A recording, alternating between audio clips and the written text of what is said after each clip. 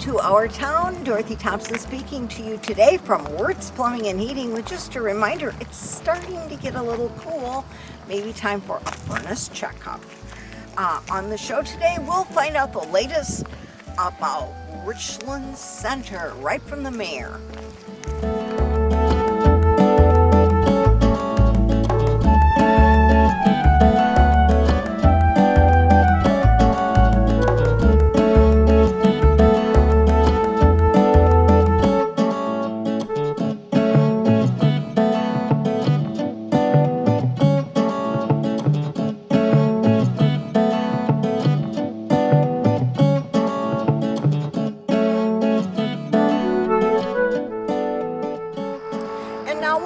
WRCO studio and hear from Mayor Todd Coppernoll.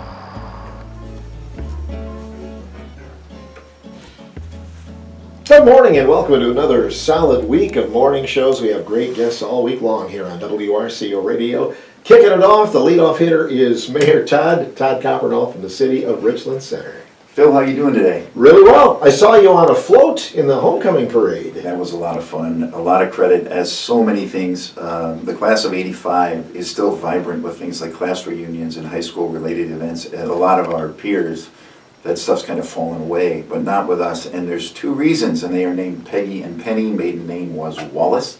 Hello, Dale Wallace at Ash Creek. That's his two big sisters. And they've been into this from like 2 minutes after graduation, which is already 40 years ago. So every class reunion every 5 years, they put them together and they're wonderful. We still get a big turnout. And they decided this year they wanted to do a float in the parade because it's 40 years. And several of us showed up and just had a good time. None of us had obviously been in a homecoming parade since the 80s when we were in high school. And it was perfect. It was so much fun to just relax with friends and ride through town and see everybody on such a beautiful day. Mm-hmm. The weather was perfect, and we learned something, those of us who rode on that float. If you take a kid to a parade to get candy, you want to be on Central Avenue, because by the time that everybody gets to Church Street, there were too many cute kids and they threw all the candy out. So by the time you get to the fire station, you know, you're down to like one Ohm and Joy.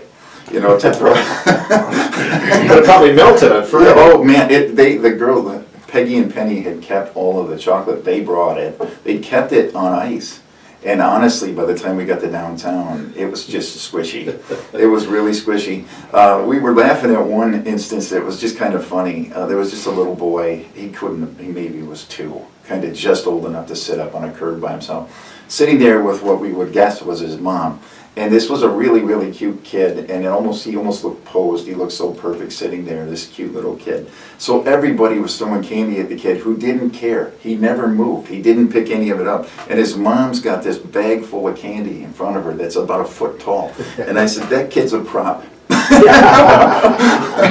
But now it's collecting money. Yeah. But that was fun. Candy. It was just a way to relax and have fun. And we saw, I saw a class of 75 float, and a class of 68, and all of these, a class of 55. Yes. All of this, and then of course today's high school kids out having fun. And I had a fun minute with Billy Jones, our police chief, actually too. He said, budget cuts. I've been telling everybody for months the city budget was going to be tough with what we're dealing with inflation. And he said, all that toilet paper in the trees, the police were going to maybe round it up and take it to the police station for further use, but they realized the kids were using 1-ply this year, and so they did. Put a couple plies together, maybe. Just leave that stuff in the tree. Just a good time for people, and multiple homecomings in the area. Mm-hmm. A lot of fun at some football games and all that goes with it, and then parades all around. The fall has been, it always is such a fun time with so many events and people running to the apple orchards and just the stuff you do. Pumpkin Fest is right upon us now. And it's a really vibrant time, in Richland Center, Richland County, and the weekend was a great example of it.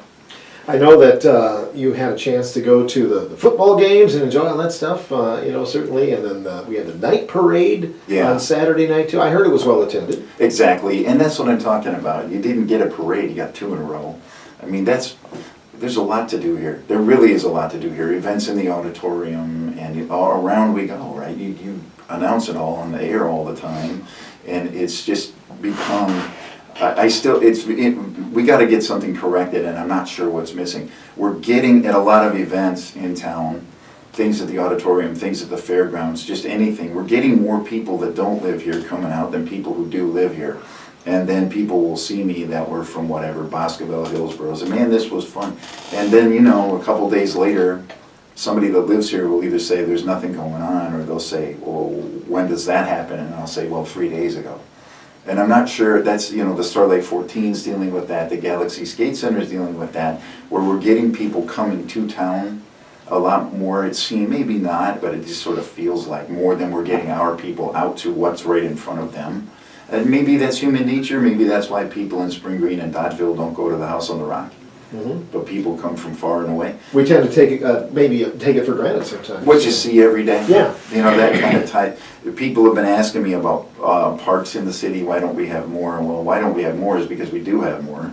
We actually have a lot more. When I was a kid here, we had basically had Crosscut Park, and I think Strickland Park was up there. And so there were 3 ball diamonds in town then, just 3. You remember that? The 2 church league softball diamonds, and then a larger one, which was where the high school baseball and eventually girls softball, when they added it, they played there. But because there were only 3 diamonds, the youth bases for like Little League and T-ball were actually cut into the infield. I don't know if you remember that, but second base, well, there was like a dirt cutout about halfway between the pitcher's mound and the second base for high school that you just played high school ball on, okay, because there were only 3 diamonds in town. So there was no outfield fence. When you were a kid here then, to hit a home run, you had to hit it over the outfielder, and then it's an inside the park home run. You got to sprint because there was no fence to hit the ball over because there were 3 diamonds too close together to allow it. Well, since then, and by the way, nobody seemed to mind. Every kid in town that played baseball just rode their bike to the park. There'd be 70 bicycles parked in the park, and nobody questioned it, and no kid complained about it. It's just where you went to play ball, and it's where you went to use the swimming pool. The bike racks were always full. It's where you went to shoot hoops or to play tennis. It was the park. Crosscut Park was known as the park because it's what we had. That's why high school football happened there.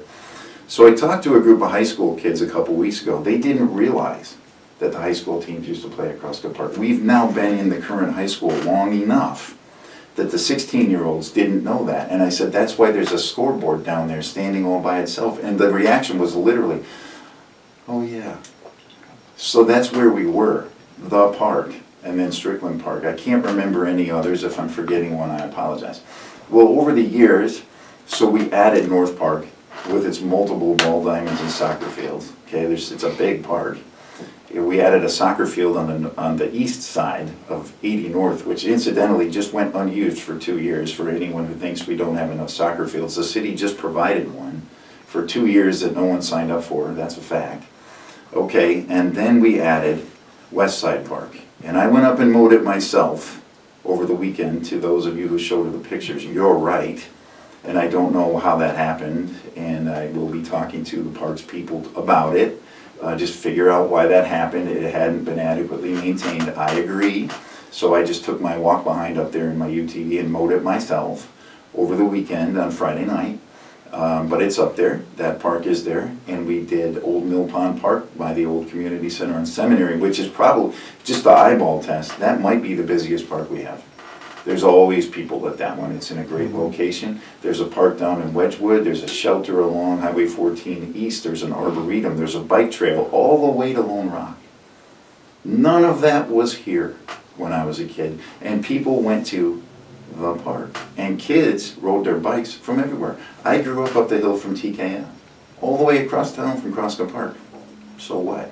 Jeff Hillisheen came from Pleasant View Court on his bike. We'd meet at Ward and Sheldon and ride our bikes up to play ball, usually arguing about who the leadoff hitter was going to be because I wanted to do it and he wrote up the lineup card. But we just went there. And when other kids from the neighborhood would join me, Carla Delameter, Julie and Rob Dosh, Jamie and Tina Deco, Jeff Wilson, Kelly Stanichka, we'd ride our bikes to the park to use the pool. And it was across town, but it's just what kids did. We just did. You don't see a lot of that now. So now we don't have a pool. We have an aquatic center and an indoor pool at the Simon Center. So we have an outdoor aquatic center and indoor pool. A trail network we didn't have. North Park we didn't have. An arboretum we didn't have. A shelter on 14 East we didn't have. A Wedgwood neighborhood with a park we didn't have. Old Mill Pond Park we didn't have. West Side Park we didn't have. or they're all here now. And so actually the National Park Service says that, oh, we have a dog park too, by the way, didn't have that either. The National Park Service says a city our size should have about 50 acres of recreational land, and Richland Center actually has 300. The city of Richland Center has six times the national average for parkland. No one can possibly defend the position that this city has not provided adequate parkland for its people to enjoy. It's simply an indefensible statement. Well, that brings us to Storyfield. It does. Let's talk about that a little bit. Sounds fine. What would you like to know? Well, it was brought up at the community forum, I know a little bit, but there's been a lot on social about it. Yeah, there has. So here's the deal, and I've said this publicly multiple times. It's on video. Ben captured it, or actually Rod Perry did. And it's been circulated too. The city's position, so one kind of nice benefit in this scenario, which just happens to be when this came up, but it's tied in well. One of our older persons is Rachel Schultz, and Rachel served for many years as the school district administrator here. Long experience and has great working knowledge, among many other things, of the history of Storyfield in the era since the current high school was built. And you will notice I didn't use the term new high school. People get lost in that. That new high school is 30 years old now. That's the 30. The first kids that graduated from the current high school are now in their late 40s, and it would surprise me if there are not some grandparents among them at this point. 30 years, a full, more than a generation really, never attended the high school I went to, which of course was between, 3rd and 4th Streets off of Park. We know where it was for all those decades and multiple generations. And at that time, and thank goodness for it, Storyfield served the school district as its athletic field. It was for track and field. The football practice field was up there. The cross-country practices, many of them started or took place there. I know that. I was on that part of that for 4 years. The gym classes, everybody, flag football, softball, archery, name it, everybody was up there. And the neighborhood just sort of also used it, which is fine, and why not? It's right there. So the kids played ball out there. They sort of made their own sled hill in the winter. It was never designated any of those things, but nobody cared. Why not? Why wouldn't you do it? It's right outside. So people did, and I would too. If I lived up there, I would have too. And then when Rachel just told me this in the last couple of weeks here, I wasn't living in town when the high school we now have was built. And in that whole era, I actually talked to Rachel, and I also had a long conversation, two of them now, with Larry Komoric, who was the school board president in that era when the high school came to be. And Rachel told me that Storyfield was used for 6 years by the school district after the current school was opened because the athletic field wasn't ready to go yet. So 6 years would put you to 2001, and from that point forward, the school district really just moved on. And that can't really be argued either. I mean, ask the kids if they've ever been up there for a gym class. No, I haven't. Do you do any sports practices up there with your football team? Those things that the school district uses it for? No, we don't. That kind of thing. It's just reality. So what happened, and it's nobody's fault, it's not a bad thing, but when the community voted in favor of replacing the high school, which was the right move, the old school was an old school, so they built the current school in a different area, because what were you going to do, tear down houses? No. So the community voted, and a school was built in the current high school location, and when it was, what is now called the Vitus Rip Field was constructed with a brand new track around it. Practice fields for football, practice fields and game fields for soccer, for softball. There's 7 or 8 athletic fields out there. If you start at the softball diamond and just keep going until you get to the soccer field on the end, 7 or 8. None of that was here then either, by the way. That's all out there. So anyway, because it just makes sense, when the school was built where the school now is, athletic fields were built where they now are. And what that means is the school district moved away from Storyfield. And what it also means is the school district moved on from Storyfield. They went to a new place. That's what happened. That's what happened. I think the first class that graduated was 1996. 1996. My 34-year-old was 5. That's right. Or everybody got that part? It's not a new development. It's not a bad thing. It was a really good, smart thing. The people that lived here finally whoa, because they'd been trying to get into high school most of my childhood. They finally, oh yeah, we gotta do it. And they did it. Well, would it have made sense to bus kids up to the old athletic field, which no longer had a school? It wouldn't. So they made sure there were athletic fields right outside the school, just like Storyfield was right up the road from the old one. Okay, so the school district just sort of never made a plan, which I think maybe has led to some of the emotion that's come from the people who are opposed. And by the way, there are several people, many, who have reached out to elected officials expressing support for the project too, whether some people want to hear that or not. It's absolutely true. But those who are opposed, I've used a great deal of empathy. I've allowed public comment at the last 2 city council meetings, which isn't mandated, but I did because it just made sense. People should be heard, and people have feelings, and we all do, and I think they should be allowed to express those, especially to the elected people, and so they have. That makes a lot of sense to me. 2 open houses were held on this topic. You don't need me to tell you this, you can Google it. If you Google Storyfield open house, you will find for yourself. 2 open houses were held in April of 2023. That's 2023, that's 2.5 years ago now. Letters were sent to that entire neighborhood inviting people down. That's also not a requirement. It's just something that we just thought makes sense. We're not against anybody. We want people to know what we're working on. That's why I do this show every month. And so we told the people we were working on it. We just didn't find a builder then. And we did now. One actually came back to us, not solicited. He came back to us, which is how we got here. Okay, so wrap that thing up about the school moving over and the athletic field moving over. The school district just kept mowing the lawn. They had to maintain, they owned it. They had to maintain it. Well, as Rachel Schultz has told me, as the years went by, you couldn't even buy cinders for the track anymore. So the track disappeared over time. It's gone. And then she said a couple of people had tripped over the metal borders of the track, so they had to take them out. It's a liability issue. So that's gone. Well, the football team has a practice football field where it belongs, by the high school.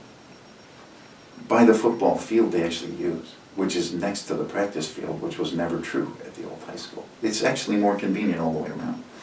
So the practice football field, they don't paint the lines, the goalposts aren't used, so you can go up for yourself and see the rust on the goalposts. I'm not picking on anybody. I didn't say I like it. I'm just telling people what happened. Look at the pavement, see the cracks? It's because the school district wasn't going to spend money to maintain it because they weren't using it. Okay? The water fountain, when I was just up there, not only doesn't work, it was filled with bird droppings. Guys, the school district moved on from Storyfield. The people who lived there sort of came to kind of see it as theirs in a sense. It's right outside, it's wide open. The kids, maybe when they have free time, want to play on it. Maybe I'll go for a walk on it, or maybe it's just nice to look at it. Again, I don't blame anybody for having those feelings. But there was never an intent. Maybe that's a problem here. The school district did not deliver an intent to the public of what they would do with it over the long term. They just mowed the grass, basically, because they had to, So we tried, we meaning the city, to find places to build houses. And several landowners were spoken to, and just basically, would you consider this or that? No. Others came down. Maybe I'd sell you this field. Well, when we looked at infrastructure costs to get water, sewer, and electric and a street in there, it's into millions, that's plural. It's just not there. So we tried to, can you use tax incremental financing? Well, not really. For that location, there's not going to be enough tax revenue. The state laws have changed. All of these things kept coming up. And so we looked at Storyfield as a what if. We didn't own it, the school district did. So it's just a sort of out there, what if, because we're checking all the boxes. We're going to find a place because we got to get housing. There I believe the link is still right on the city website. There was a study just done in 2024 by Southwest Regional Planning that details the housing issues here in town. It's not an opinion, it's there. I believe that link is still on the city website. And it just spells out why we have a problem here, which if you don't maybe serve as an elected official or work for the city or the county or one of the bigger employers, maybe you don't see it every day, but if you ask the hospital administrator, the Rockwell plant manager, the school district administrator, the Schreiber plant manager, the people like that, they'll tell you the challenges they have all the time trying to move people into town. They're real. You know, a lot of the people that own the apartment buildings in town will readily tell you they always have a wait list trying to get in. So in our attempts to address an obvious need for the community, Storyfield was added to the list of possible options, just as a maybe. So then I talked to Jared Burke, who was then running the school district here in town. This is before Steve Board assumed the position he's in now. It was Jared then. And I said, well, you know, what are you guys working on over there? And it was always about money. Referendum, this is right in the era. They wound up closing Lincoln and Jefferson elementaries and consolidating and going through all of that, which was no fun at all. And always thinking about money. And I said, well, we would like to put some houses on the hillside behind the campus buildings, but I don't know if that'll ever happen. There was a great deal of resistance to that too. It was a similar experience. People that just didn't want that to happen where we said, don't put it there. Same thing, really. And so we tried to do that and realized we weren't going to get access to the land, but I said to Jared Burke at the school district, I said, well, you know, you guys don't want to own Hive Drive because if there's ever repairs needed, things like that, a city is eligible for some grant money that a school district is not. So it might make sense if the city owned that so that the taxpayers wouldn't have as much to pay for if there was ever a need for improvement or repair on Hive Drive, that the grant possibilities are better for a city than schools. So we agreed, yeah, maybe we'll take that as a city street, and then if there is ever a day when we can put houses on the hillside, I don't mean where the campus buildings are, I mean behind that. If there is ever a day when we could do that, we'd have an access point, we'd have a city street that runs back there. So I said, what about Storyfield? And we don't have plans for it. And they didn't.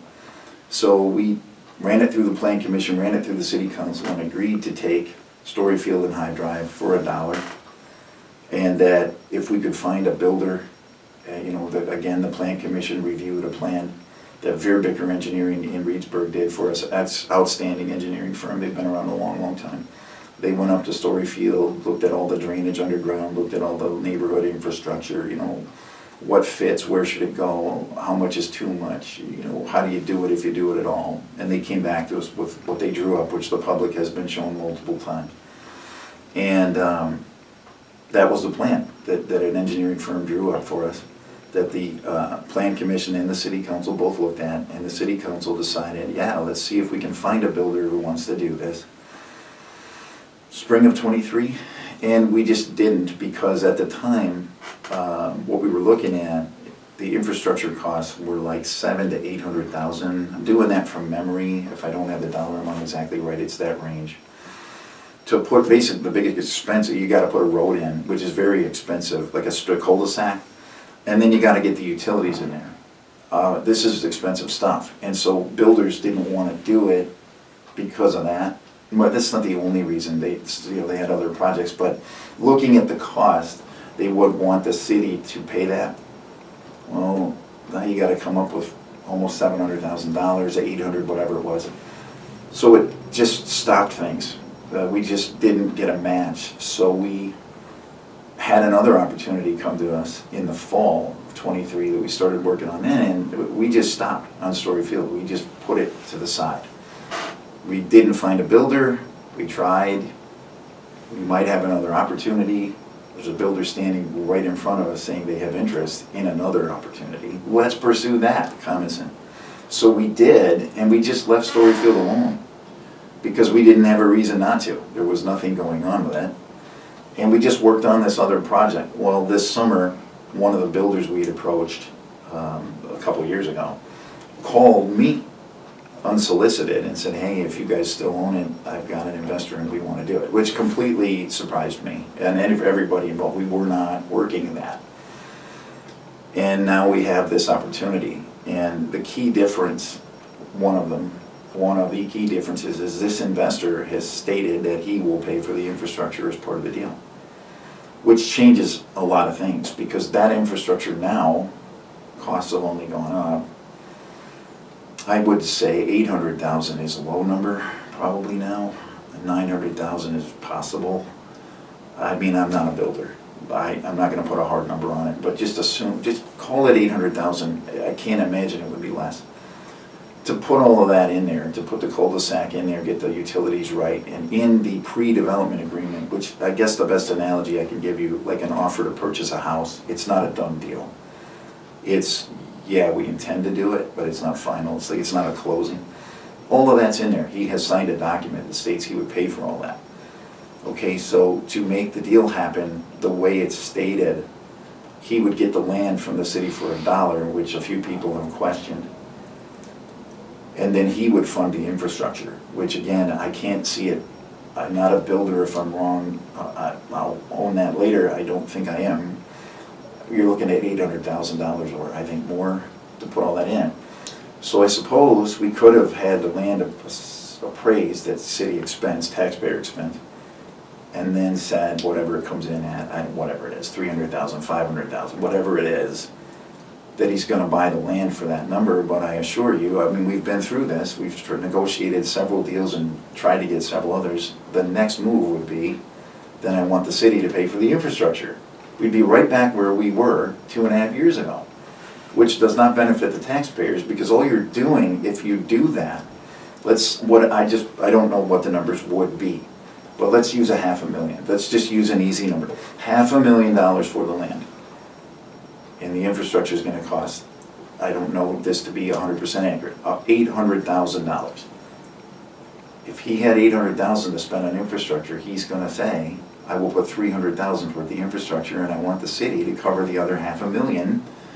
So let's say he wrote a check for $500,000 for the land. It's just gonna cycle around and be used for the infrastructure. It's musical chairs to get to the same place. This is not a bad thing. It was just the way it was written in this agreement. And the city attorney has reviewed this multiple times and insists that there's no legal issue here at all. I am, by the way, having a third party review all of this advice we've gotten from the city attorney. I believe Attorney Michael Wendell absolutely, and the county or the public needs to be assured, there's no doubt, that the city attorney oversees all of this stuff, not oversees it, but provides oversight, advice, legal advice on all of this stuff. You can see him in the videos of every city council meeting sitting immediately to my left. Nothing's happening that he's not sitting there listening to. And the documents that are prepared, a pre-development agreement, a development agreement, a city ordinance, a city proclamation, any of this stuff, he reviews before it gets signed. So, and he's done that multiple times actually on this one, just to make, it's a big project, just to make sure everything's right, and he insists that it is, but I am actually having someone else look at it to make sure we're right, just because there's no reason not to. Makes sense. So I just covered a lot of ground there. What I just told you is the city council voluntarily moved away from Storyfield 2001. You build a new high school that opens in the fall of '95, you use it for 6 years, let's call it spring of '02. That's Rachel Schultz telling me that, not my opinion. And new athletic fields that anyone can see with a track and more fields than the city ever had. At the school, you don't need me to tell you, drive out there and look, I did. And you'll see them. And you won't see a high school in the neighborhood where one had stood for all those years. And you won't see a track team having events because there's no track. And you won't see a football practice because all of the football practice equipment is at the football practice field, which is at the high school, which is where it should be. So do I understand feelings? 100%. Do I have my own? Of course I do. I grew up here. I have wonderful memories, not just at Storyfield, which there's many, but just in the neighborhood. That's where my high school was through my whole childhood, man. I did a lot of crazy things with my friends that I still have to this day up there. So do I get it? Yeah. Does that mean the city should not pursue it? It does not mean that. I know we don't have a lot of time left, so I'm gonna go fast, but I gotta get into this. Well, what's the next step then? Yeah, next step is it's up to the city council, as it always has been. The decision-making body for the city is the city council, which as it has always been, that's actually set by state law. Just like we have a state assembly and a US Congress, we have a city council, we have a county board, we have a school board. They will decide. So there is a city council meeting tomorrow night, it is on the agenda. I don't know if they'll take action, it's up to them. If they do, what action they'll take, I don't know, it's up to them. But it's on that agenda, which of course is an open meeting, publicly posted. But the public needs to hear this. This is actually a lot more important than what we just talked about, believe it or not. Okay, so why do you see referendums left and right from every school district you've ever heard of? From cities now, counties are contemplating it. Why do you hear about, why was Baraboo $800,000 underwater last year trying to figure it out? Why was Reedsburg underwater last year trying to figure it out? Why did Dane County just again, they've repeated this message, state, they're $31 million upside down in their budget right now. They're going to leave 50 open positions unfilled. They've told every city, every county employee they will be taking a 1% pay reduction. Why is that? Because inflation went crazy. I don't have to tell you that. Buy anything, you already know. Inflation went crazy, okay? So state law, which is about 15 years old now, put tight caps, tight limits to protect taxpayers. The intent of the law makes sense. The intent makes sense. Stop a local government from just running wild with property tax. So there's tight limits on what can be done without going to referendum. One issue that I have with the law, if you find yourself short on money to do street projects, as one example, you can borrow that money and put it on the tax roll and pay it back, which puts a bigger tax bump in a year than a simple tax increase would have ever done. And then the taxpayers are actually paying interest on debt, and that's allowed. And there's municipalities all around here doing it. This county's done it many times because they had to balance the budget. So the people don't know this. By the formula, by the law, the state provides. Year over year, headed into 2026. Dave Turk, who is the county board chair, just told me this on the phone last night. The tax levy available to Richland County from 25 to 26 actually decreased about $20,000. The county's being given less money to work with. The county's being given less money to work with. Do you think the bills went down? You know they didn't. So what does that do to the budget? It's a mess. At the county, at the city, at the schools, in the townships. People of Richland Center and Richland County, it's time for a new contract for the ambulance service right now, January 1st.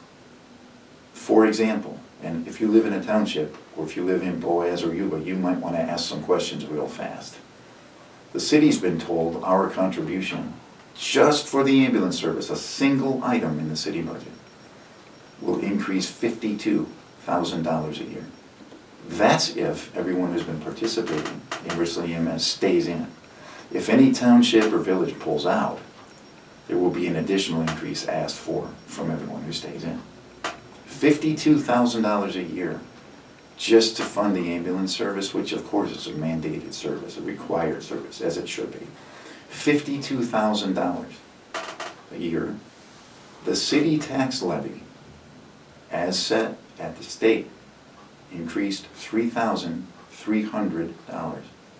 The city will have $3,300 additional available to pay $52,000 more for an ambulance. That doesn't take into account fire, police, who did a new union contract just last year. Don't blame the cops. Do not blame the cops. God bless the cops. They didn't do anything you wouldn't do. They didn't do anything they shouldn't do. They got a new contract because it was just time. $52,000 for one item in the budget would get $3,300 increase in tax levy. I hope you heard that. So when you want to know why you might want to pursue net new construction that brings more money into the general fund, it's about every one of us. It's literally about the financial future of this city. That's no exaggeration. The same is true in any other city in the state. It's true of every county, it's true of every township, it's true of every school district. We're all saying, what in the world is this? State law must change to reflect what's happened to municipal budgets. That is an imperative. The math doesn't work. When your public safety budget overall increases more than $200,000 in a year, and that's not with frivolous spending, that's paying cops, that's making sure you can run an ambulance and get a fire engine out. Those things, when that goes up more than 200,000 and the existing law says here's another 3,300, I shouldn't have to explain anything. You know that's not right, you know that's not fair, you know that's putting you in a bad position because your municipality will have these options. Cut things. They have to be things that aren't mandated. You can't cut, can't cut streets, can't cut fire, can't cut police or ambulance. No kidding, who would? What does that leave? Parks. You want more? How about having less? How about selling them off? How about not funding Simons anymore? No more physical therapy in the pool. No more anything else people do at Simons because that's elective in the budget for the city and the county. Ooh, can't do that. They don't have the money. Unless we go to referendum, and raise your hand out there if you want another referendum. Do you want, at the same time, because it's a distinct possibility, a referendum from your city, your county, and your school district all at once? And do you want to voluntarily raise your property taxes 3 times? You know you don't, and we don't want to ask you to. So the pressure needs to be put on the state.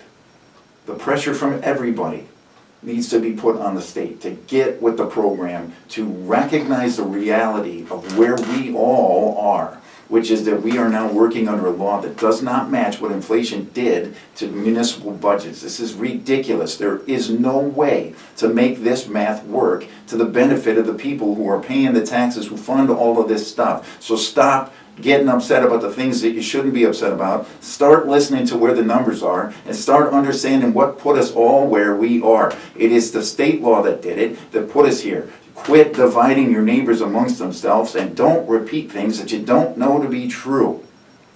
Ask the people who do know. Ask the mayor, ask the city administrator, ask an older person, ask the county board chair, the county administrator. Ask Clay Porter at the sheriff's department how his budget looks. Ask Billy Jones at the police station. You don't have to take it from me. If you want to know what's going on in your city or county budget, did you even know that they're a matter of public record and you can read the budget? You don't even have to ask me.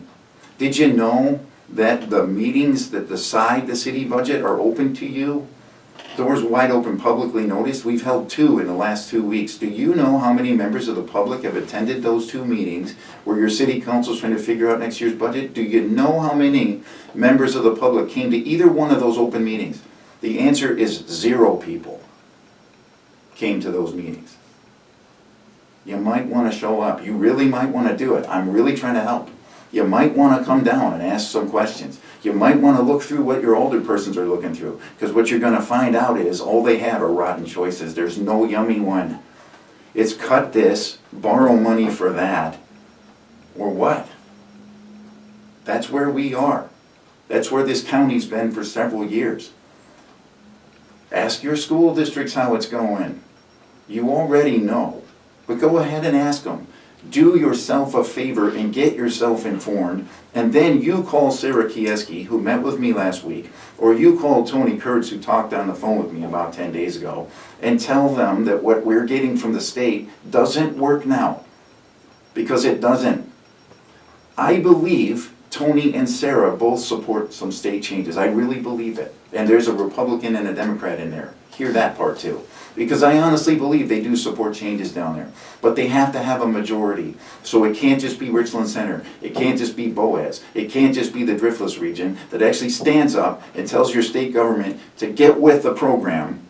It has to be the people all over the state of this, or the state of Wisconsin, because if we don't get enough people banging on enough state officials, we're not going to get the change we got to have. And if we don't get the change we got to have, you're going to see cuts to things that you're used to getting, and you're not going to like it. Or you're going to see a lot of borrowed money all over the place just to pay for things like street projects and infrastructure, things that you have to do. So please hear this. You can be mad at anybody you want, and you can take a shot at me anytime you want to take one, because I know what office I ran for, and I know the performance the city's getting from me. I have no problem with criticism. Let's go. But make sure you know what you're talking about. And the way you find out is showing up in meetings and asking questions, or, hey, how about this one? Actually call me and ask me. 608-604-5399. Phil, thanks for having me on the show. We appreciate it. You've made it clear on this program that this is your last term as mayor as well, which is a paid position, correct? Correct. So I said first on the air here, May of last year. May of last year. Anybody wants to look up the show, I'm sure it's online. It was my first show after the last time I was reelected, and I said, you said congratulations. I said, thank you, Phil, this will be my last term as mayor. This was May of last year. Well, I bet I've said it publicly 50 times. So yeah, mayor is a paid position. It is. The mayor is actually paid $9,600 a year. That would be $9,600. That's the total compensation. There are no benefits. Nobody does this for the money. An older person gets $4,800. And the mayor gets 96. Those numbers are set by the city council, not by the mayor. And those numbers are all, again, the budget is a matter of public record. So anybody can request to see this anytime. Or again, come to a finance committee meeting right now. When you just look on the city website, all of the agendas and everything are right there. You can see when, where, how, what they're gonna talk about. Come on down, listen to their discussion, ask them about it. Do it now before the budget gets done. They actually would welcome that. All right, sounds good, Mayor Todd. Always good stuff. Phil, thanks again, man. Appreciate you and your transparency, and we'll be back with more coming up here in just a moment on the morning show. Mayor Todd Coppernoll from the city of Richland Center, our guest during this first part of the show. Well, our fall fun season and tourism still continues. We have Pumpkin Fest coming up, and of course Halloween, and the fall colors have not yet hit their peak. We hope you'll watch us again, and we'll bring you something real soon.